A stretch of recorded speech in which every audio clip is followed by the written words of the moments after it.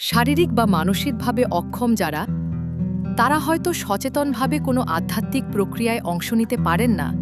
তাদের জন্য পরিচারক, পরিবার বা সমাজ হিসেবে আমরা কি করতে পারি? দেখুন, শারীরিক অক্ষমতা বাধা হয়ে দাঁড়ায় না, কারণ তাদের নিজেদের ভেতরের প্রক্রিয়াগুলো স্বাভাবিকভাবেই কাজ করে। শুধু সামাজিকভাবে হয়তো তারা সব কিছুতে অংশ নিতে পারেন না, কিন্তু মানসিকভাবে যদি তারা এমন পর্যায়ে থাকেন যেখানে উপলব্ধিটাই বিভ্রান্ত, তখন স্মৃতিও বিভ্রান্তিকর হয়ে উঠবে।